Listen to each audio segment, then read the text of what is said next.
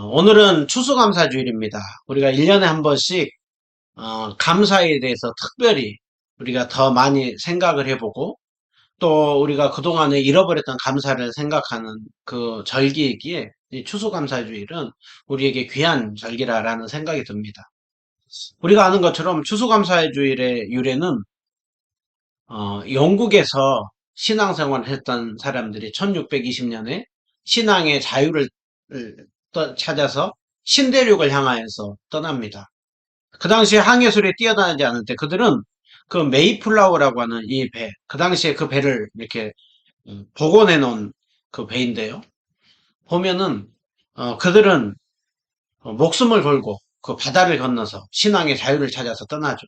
그리고 이제 65일 만에 그들이 이제 신대륙에 도착을 합니다. 근데 그들이 도착했을 때는 겨울이었습니다. 겨울이었고요. 그들이 살았던 환경과 전혀 다른 낯선 환경이었고, 온도도 달랐고, 또 그들이 생활하는 그 모든 생활 방식, 농사 짓는 것도 달랐습니다. 그래서 우리나라에 선교사님들이 오셨다가 많은 또 한국에 왔을 때 많은 그렇게 그 질병을 앓고 그런 것처럼 그들이 출발할 때가 102명이 출발을 했는데요. 그 겨울을 나는데 44명이 거기에서 이렇게 죽습니다. 그러니까 거의 반이 가까울 정도로 그렇게 죽음을 맞이하면서도 그들은 그 신앙을 온전히 지키기 위하여서 그들이 낯선 환경 속에서 또 질병과 또 그러한 속에서 지내는 가운데 그들에게 큰 도움을 주었던 사람들이 그곳에 살고 있는 원주민 인디언들이었습니다. 인디언들은 옥수수 그 작물도 그들에게 주고 농사 짓는 법도 알려주고 그래서 그들이 농사를 잘 짓고 추수할 수 있도록 하는 것이죠. 그래서 1621년에 그들이 이렇게 추수를 잘 했습니다. 추수라고 해봐야 풍족하게 추수하는 것이 아니라 겨우 이제 그 해를 좀 지낼 수 있을 정도로 한 것이죠. 근데 그것을 가지고 하나님 앞에 감사하면서 또 그들을 또 선행을 베푸는 인디언들을 초청을 해가지고 함께 음식을 나누면서 그렇게 그 절기를 지켰습니다. 그리고 이것이 추수감사주일의 첫 이렇게 출발이 되었습니다. 여러분 이들이 신앙의 자유를 찾아 떠나서 정말 그곳에 가서 같이 있었던 동료들을 많이 잃으면서 또 그곳에서 농사를 지어가지고 그 절기를 지킬 때 그들이 얼마나 감사했을까. 비록 외적으로는 많이 넉넉하지는 못하지만 그곳에서 마음껏 하나님을 높이며 찬양할 수 있게 하시고 또 인디언들의 도움 속에 자신들이 그렇게 생존할 수 있는 걸 생각하면서 얼마나 이들이 감사했을지는 우리가 보지 않아도 그 당시의 상황을 생각해 보면 우리가 알 수가 있는 것이죠. 오늘 추수감사주의를 지키는 우리는 오늘 이들과 비교해서 얼마나 편안한 환경 속에서 얼마나 우리에게 많은 풍족함 속에서 우리가 감사 생활을 하고 있습니다. 근데 오늘 이들과 비교했을 때 얼마나 우리는 정말 감사하는 고백을 하고 있는가. 하나님께서 주신 환경과 또 우리가 누리는 그 복들을 얼마나 감사하고 있는가. 우리가 생각해 볼 일입니다. 유대인들의 유명한 그 탈무드에 보면 이런 말이 있다고 합니다. 세상에서 가장 현명한 사람은 자기를 이기는 사람, 배우는 사람이고 가장 세상에서 강한 사람은 자기 스스로를 이기는 사람이고 그리고 가장 행복한 사람은 범사에 감사한 사람이다라고 하고 있습니다. 그러니까 많이 가져서 감사한 것이 아니라 자기에게 있는 것을 감사할 줄 아는 사람이 진정 행복한 사람입니다. 그러니까 감사야말로 진정한 행복의 문을 여는 열쇠인 것이죠. 오늘 우리가 읽은 데살로니가전서 5장 16절에 18절 항상 기뻐하고 쉬지 말고 기도하고 범사에 감사하라. 이것이 우리를 향하신 하나님의 뜻이라고 하고 있습니다. 여러분 오늘 이 서신을 사도 바울이 썼는데 성경의 인물 중에 참 감사함이 넘쳤던 그 사람 중에 한 명이 사도 바울입니다. 이 데살로니가 전서를 썼던 것을 우리가 보면은요. 데살로니가의 사도 바울이 복음을 전할 때 3주밖에 안 있다가 쫓겨났습니다. 그 어린 교회를 향하여서 사도 바울이 정말 그 사랑으로 권면하고 서신을 쓰면서 그 중에 그들을 향하여서 권면한 내용이 여러분 항상 기뻐하십시오.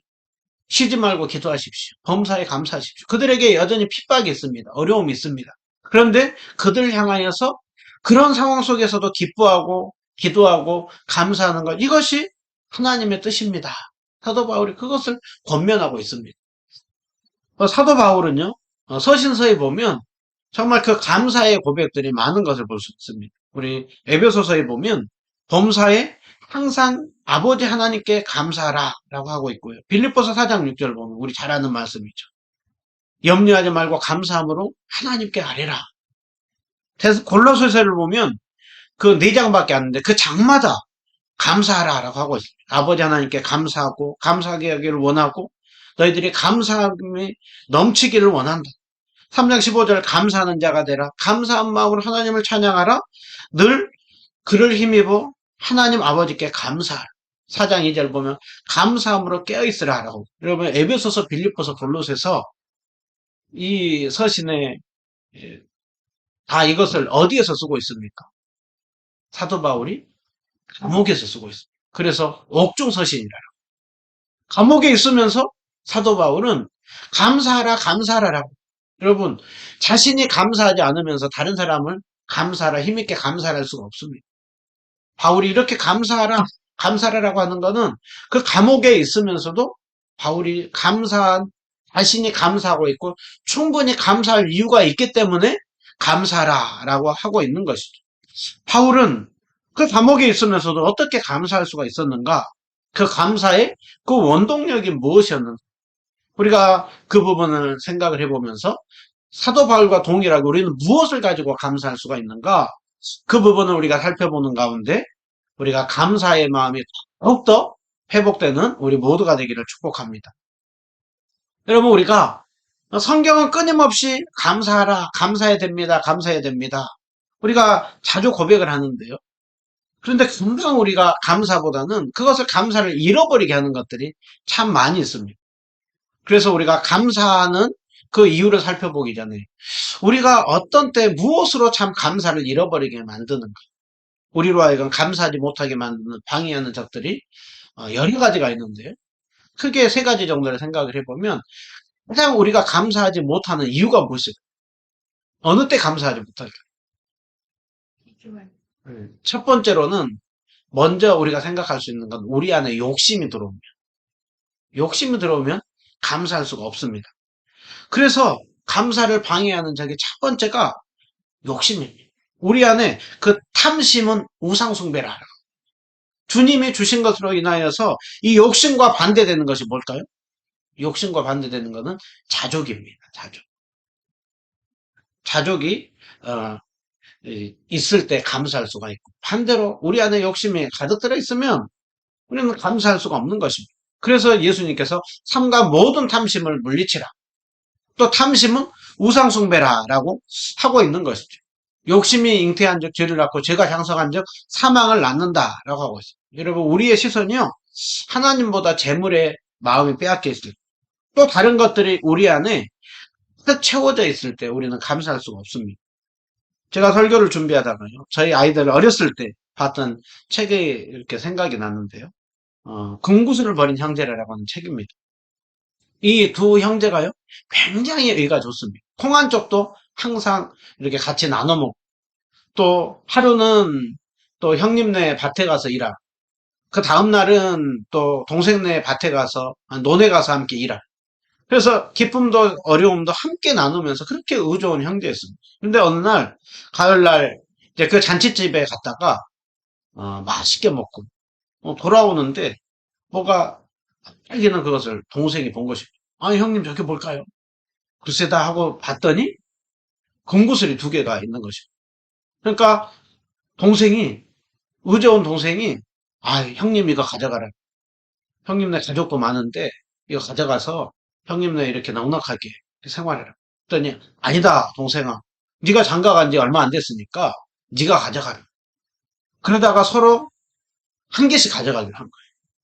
한 개씩 가져가기로 하고 그리고서 가는데 금방 그 마음에 다른 생각이 드는 거예요. 아이고 동생이 가져가라고 할 때 내가 가져갈 걸 그랬나? 또 동생은 이거 내가 먼저 발견했. 그러면서 그 마음에 욕심이 들어온 것입니다. 그리고 나서 서로에 대해서 별로 좋은 마음이 안 드는 거죠. 또 생활하는 그 부분도 약해져. 그러다가 형과 동생이 다행히 정신을 바짝 차려요. 아이고, 이 군구설 때문에 우리 형제 사이가 의도 멀어지고 일상생활도 하는 것들도 이렇게 멀어지고 안 되겠구나 해가지고 서로 둘이 만나가지고 이것을 강물에 던졌대.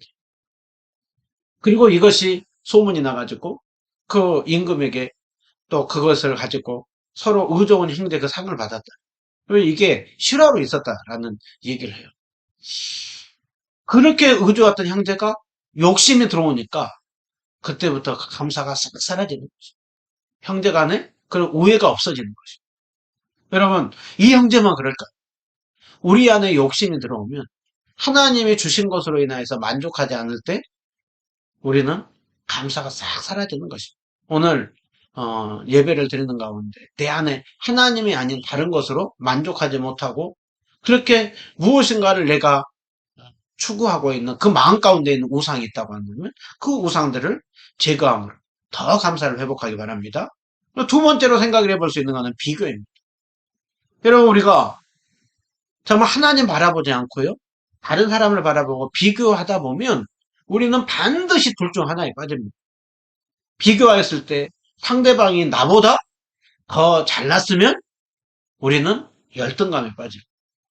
근데 상대방이 나보다 더 뭔가 부족해 보이면 우리는 교만함에 빠지는 것이죠. 여러분, 교만함에 빠지는 것이나 열등감에 빠지는 것이나 둘 다 감사가 없는 것입니다. 그러기에 우리는 비교 감사가 아니라 절대 감사. 사도 바울은 비교 감사가 아니라 절대 감사였어요. 우리의 시선이요, 늘 다른 사람을 어떻게 하고 있는가 비교하다 보면 감사가 없습니다. 다시 한번 우리의 시선을 하나님께로 향하여 나갈 때 감사가 있는 것입니다. 또 하나의 우리로 하여금 감사하지 못할 때 어느 때 감사하지 못하는가, 한 가지 더 얘기한다고 한다면 염려가 마음에 차오기 시작하면 감사가 없습니다. 그러면 염려가 있다 보면 그 문제 거기에 완전 사로잡히는 것이죠. 그렇기 때문에 성경은 우리에게 염려하지 말라, 염려하지 말라, 염려가 있을 때마다 뭐라고 하고 있습니까? 너희 염려를 다 주님 앞에 맡기라 라고 있어요. 또 그 염려가 있을 때마다 염려하지 말고 기도와 간구로 감사함으로 하나님 앞에 아뢰라 라고 하고 있습니다. 여러분, 오늘 나로 하여금 그 감사를 잃어버리게 만드는 내 안에 무엇인가 정말 가득 채워져 있는 욕심이 있다. 시선이 비교하고 있다. 또 염려로 가득 채워져 있다고 한다면 이것들을 빼내고 더욱더 감사를 회복하는 우리 모두가 되기를 축복합니다. 우리가 이제 더 나아가 보면은 우리가 그러면 어떻게 하면 감사할 수가 있는가? 이것도 크게 세 가지를 볼 것이, 첫 번째로는 우리가 받은 복과 은혜들을 기억할 때입니다. 특별히 보면은 성경에서도 보면 모세가 출애굽하고 난 이후에 이제 가나안 땅을 향하여서 나아가는 이스라엘 백성들을 향하여서 출애굽 2세대에게 너희들이 광야에서 또 애굽에서 구원해 주신 하나님을 기억하라. 여러분, 우리가 받은 복과 은혜들을 기억할 때 우리는 감사할 수가 있습니다. 여러분, 우리가 받은 복과 은혜들 크게 보면 가장 우리가 받은 복, 은혜, 그것이 무엇이겠습니까? 당연히 주님께서 우리를 구원해 주신 것이죠. 바울이 보면 골로새서 2장 7절을 보면 너희들은 믿음에 굳게 서서 감사함을 넘치게 하라. 넘치는 감사를 드리라 라고 하고 있습니다. 그런데 무엇 때문에 감사함을 넘치게 하라고 하고 있느냐? 그 이유는 그리스도 예수를 우리는 주로 받은 사람들이라. 수많은 사람들 중에 예수님을 믿는 믿음을 주셔서 우리가 그 예수님 안에서 구원받았으니 그로 인하여서 감사라라고 하고 있습니다. 디모데전서에 보면은요, 바울이 특별히 내가 주님 앞에 감사한다라고 하고 있는데 그 이유가 뭐냐면 주님의 은혜가 넘치도록 자신에게 풍성했다라고 하고 있어요. 사도 바울이 무엇 때문에 하나님 앞에 그렇게 감사하느냐? 내가 전에는 비방자요, 박해자요, 폭행자였다는 거. 내가 주님을 알지 못할 때 그렇게 주님의 교회를 핍박하고 그렇게 죄를 지었지만 주님께서 그런 나에게 찾아와 주시고 도리어 긍휼과 은혜를 베풀어 주셔서 나를 구원해 주신 것으로 인하여서 감사하고, 또 그것뿐만이 아니라 그 죄인이었던 나를 구원해 줄 뿐만이 아니라 나를 복음 전하는 그 일꾼으로 불러주셔서 바울은 감사한다라고 하고 있습니다. 여러분, 우리의 인생이 70이요 강건하면 80이라고 하고 있습니다. 그 위에 영원한 삶이 있는데, 그 위에 영원한 삶 가운데 우리로 하여금 영생복락을 누리게 해주신 그 주님의 은혜를 생각할 때 우리는 감사할 수밖에 없는 것이죠. 여러분, 우리가 어떤 사람들입니까? 우리는 그리스도 예수를 주로 받은 사람들이에요. 여러분, 우리 마음 가운데 우리 안에는 누가 있습니까? 보배이신 예수 그리스도, 예수 그리스도의 그 복음을 길거리에서 우리에게 담아두었다라고 하고 있어요. 복음이신 예수 그리스도를 담는 우리 가운데 이제부터 어떤 일이 있느냐? 우리는 연약하지만 그 연약한 우리 가운데 하나님의 힘이 큰 능력이 함께한다라고 하고 있습니다. 그래서 그 주님이 우리와 함께하는 가운데 우리에게는요, 이제 어떤 일이 있느냐? 우리가 사방으로 우겨싸움을 당하고 답답한 일을 당하기도 하고 우리가 박해를 받기도 하고 우리가 거꾸로 뛰임을 당하기도 하지만 성경은 우리에게 어떻게라고 말씀하고 있습니까? 우리는 쌓이지 않는다라. 우리는 낙심함으로 끝나지 않는다라. 우리는 결코 버림받지 않고 우리는 절대 망하지 않는다라고 하고 있어요. 여러분, 절대 우리는 망하지 않습니다. 결코 우리는 절망으로 어둠으로 끝나지 않습니다. 그 이유가 무엇 때문에 그랬습니까? 그 주님의 힘이 큰 능력이 우리에게 있지 않고 우리가 약할 때 강함이 되시는 그 주님이 함께하기 때문이라고 하고 있습니다. 여러분, 하나님이 우리의 아버지십니다. 아버지신 하나님이 우리와 함께합니다. 여러분, 세상은 눈에 보이는 우리만 보고 판단을 합니다. 때로는 우리도 우리 모습만 보고 판단을 합니다. 여러분, 이 땅에 삶을 사는 동안 우리의 물질의 수준이 다릅니다. 또 여러 가지 또 외적인 환경들도 다릅니다. 그러나 그날이 되면 주님 안에서 더 이상 차별도 열등감도 비교도 아무것도 없습니다. 여러분, 감사를 잃어버리게 만드는 우리 안에 있는 그 욕심과 비교와 또한 그 염려와 그 모든 것들은 하나님 안에서 내가 얼마나 복된 존재인가. 주님이 다스리는 그 나라가 되면은 사막이 고통삽니다. 그날이 되면 우리 모두가 다 주님 안에서 하나가 된다라고 합니다. 여러분, 그 복과 은혜가 우리에게 있습니다. 그것을 생각할 때 우리는 감사할 수밖에 없는 것이죠. 이렇게 설교를 준비하면서요, 제가 생각하는 한 분이 유독 참 많이 생각이 났어요. 그분은요, 참 외롭게 사셨습니다. 가까운 가족이 없었습니다. 연세가 들어서 요양원에 이렇게 홀로 계셨고요. 별로 찾아가는 사람도 많지 않았습니다. 그런데 제가 신방을 가니까요, 그분이 하는 얘기가, 나는 제일 행복하다. 나는 제일 행복하다. 그러면서 그 고백을 하는 거예요. 그러면서 말씀마다 하는 얘기가 예수님, 예수님. 예수님 때문에 행복하다. 여기 있으니 나는 몸으로 움직일 수 없고 누군가가 찾아오지 않지만 늘 예수님 나와 함께 한다는 거예요. 그래서 그 예수님 안에서 나는 그 찬양이 나온다는 거예요. 마치 그분을 볼 때 이런 찬양이 있죠. 세상 사람 날 부러워하니 나도 역시 세상 사람 부러워하지 않는다. 예수님이 함께 계시니 늘 그렇게 기쁘다는 거예요. 여러분, 그분이 장례를 할 때요, 역시 장례를 할 때도 많은 사람들이 없는 속에 쓸쓸함 속에서 장례가 있었어요.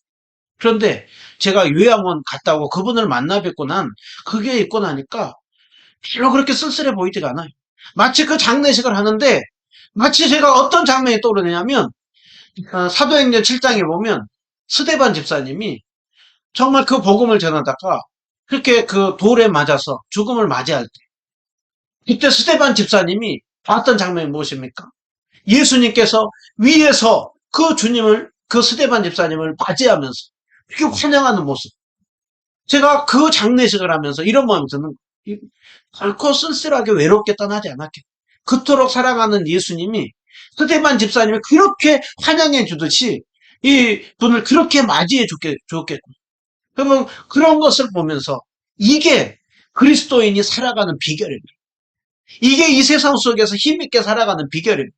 이게 사도 바울이 그 감옥에서도 그렇게 감사라고 하고 있고, 그가 그 어려움 속에서도 그렇게 감사를 외쳤던 원동력입니다. 여러분, 우리는 보배이신 예수님은 질그릇인 우리에게 담고 있습니다. 우리는 연약합니다. 그러나 심히 큰 능력이신 하나님이 우리의 아버지십니다. 그리고 천국 가는 그날까지 우리와 함께합니다. 그 은혜를 생각하면 우리는 감사할 수밖에 없는 것이죠. 여러분, 또 우리가 감사할 수 있는 받은 복과 은혜, 또 우리에게 무엇이 있겠습니까? 당연히 우리가 올 한 해 동안 우리가 삶을 사는 동안 필요한 것들을 채워주시고 먹여주시고 입혀주신 하나님 앞에 감사하는 것이죠. 여러분, 우리가 예배를 드리면서 이 앞에 이렇게 과일이 풍성함으로 있지 않습니까? 우리가 감사의 제목들을 생각을 해보니까 감사의 내용들이 얼마나 많습니까? 여러분, 농부가 열심히 씨앗을 심고 뿌려도 하나님이 비 한 번 내려주지 않으면 가뭄이 오면 농사가 제대로 될 수가 없습니다. 과일이 제대로 맛을 낼 수가 없습니다. 아무리 열심히 가꾸고 돌보고 하더라도 한 번에 그 홍수가 나면 쓸어가는 것이죠. 여러분, 그러나 우리에게 이렇게 풍성한 과일, 그 모든 것들 하나님께서 정말 그 모든 것들을 때를 따라 주심으로 우리가 이렇게 맛있고 풍족한 감사를 드리며 또 추수감사주의를 보내고 있는 것이죠. 주님께서 우리에게 일용할 양식을 구하라고 했지만 사실 우리가 기도하지 못할 때가 얼마나 많습니까? 그럴 때에도 주님은 때를 맞춰서 우리에게 먹을 것, 입을 것 주시고 얼마나 감사합니까? 여러분, 우리가 직장을 가고 학교를 가고 하는 것, 그 모든 것이 얼마나 감사합니까? 우리 은혜누림교회가 M으로 시작하는 그 나라를 이렇게 후원을 하고 있는데, 그 나라에 지금 굉장히 큰 어려움으로 인해서 아이들이 학교를 제대로 가지 못합니다. 그래서 선교사님들이 고민을 하다가 아이들을 불러 모으고 선생님들에게 그렇게 월급을 그 선교사님들이 주면서 아이들을 불러 모으고, 부모들이 너무 감사해요. 아이들도 너무 감사해요. 우리가 계속해서 공부할 수 있다. 우리 아이들 계속해서 공부할 수 있게 해주셔서 감사하다. 여러분, 이것이 불과 우리나라에 60, 70년 전에 있었던 이야기입니다.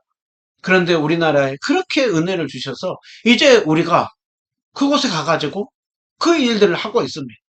누군가는 이 시간에도 정말 그 은혜를 잃어버리지 않고 하나님 은혜에 감사하면서 그 일들 하고 있습니다. 저희도 직접 가지는 못하지만 또 그것을 위하여서 기도하고 있고 그렇게 후원하고 있습니다.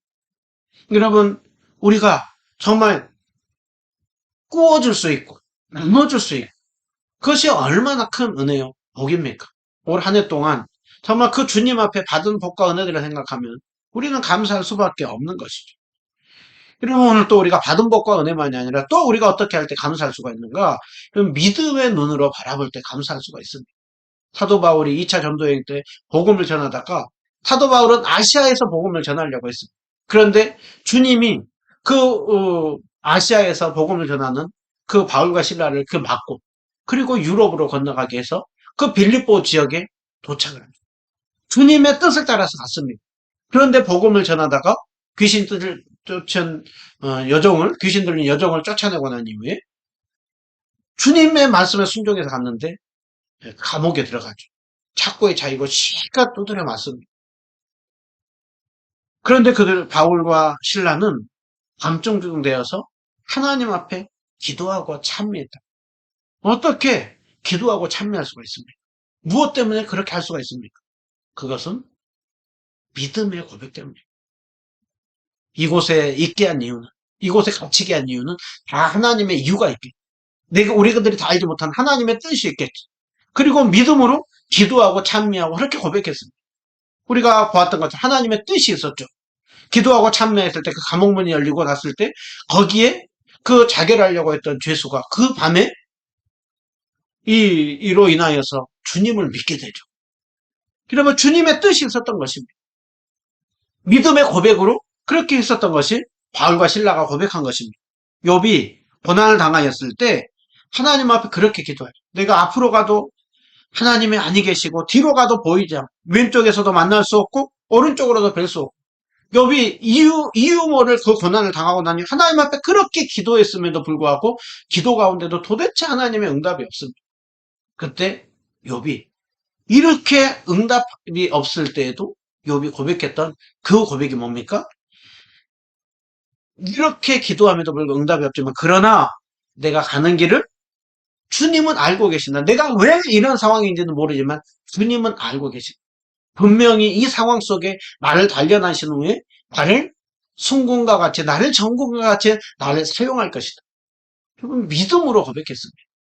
여러분 믿음의 눈을 떠서 우리는 바라볼 때 감사를 고백할 수가 있는 것이죠.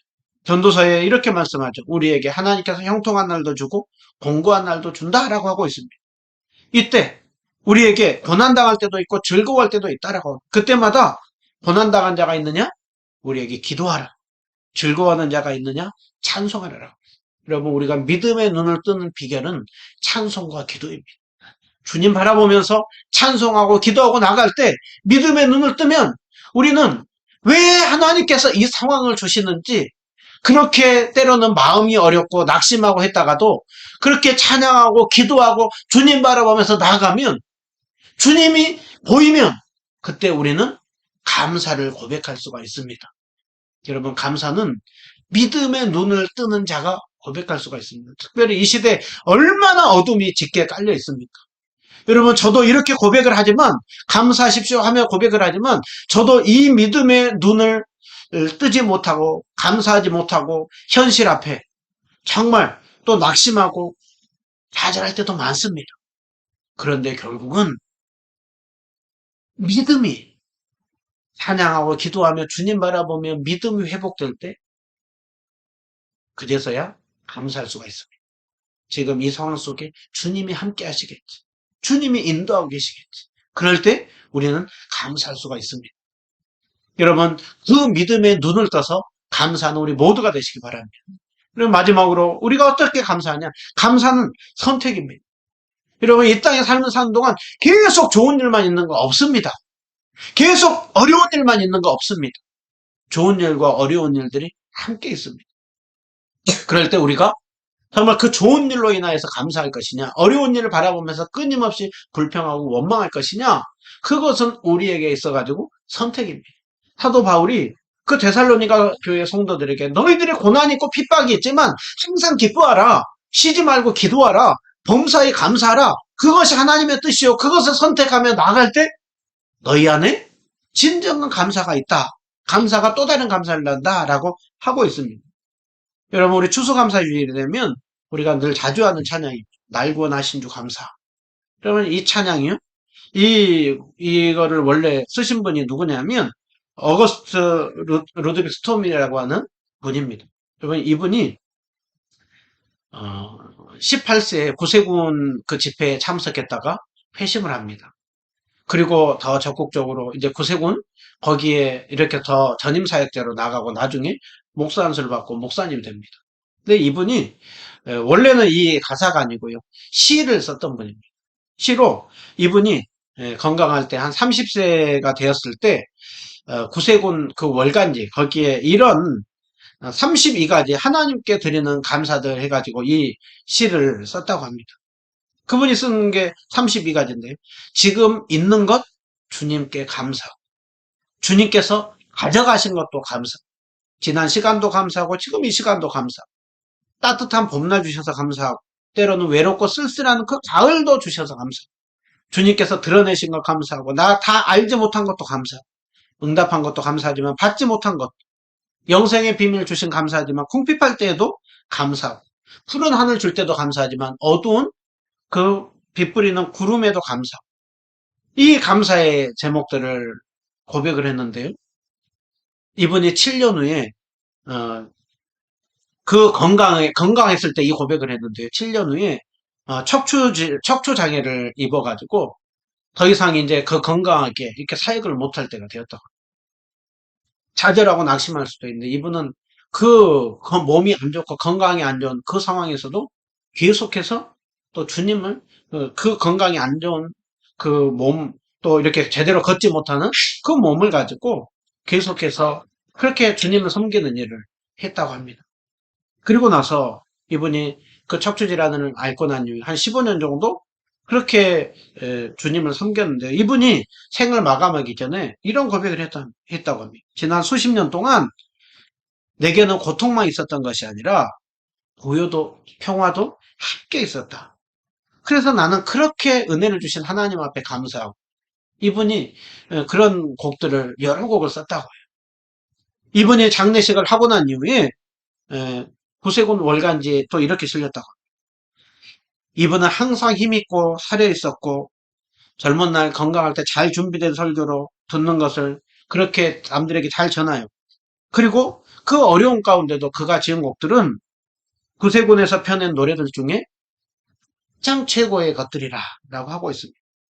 여러분 우리는 한 입으로 찬송할 수도 있고 저주할 수도 있습니다. 우리는 불평할 수도 있고 감사할 수도 있습니다. 특별히 정말 이 추수감사주일이 우리에게 잃어버린 감사를 회복하시기 바랍니다. 그래서 받은 복과 은혜들을 기억하면서 감사, 믿음의 눈을 떠서 감사, 감사를 선택함으로 날마다 감사함으로 감사가 또 다른 감사를 낳고 그 감사를 통하여서 늘 주님이 주시는 그 평강과 기쁨이 뜻 넘치는 우리 모두가 되기를 주님의 이름으로 축원드립니다.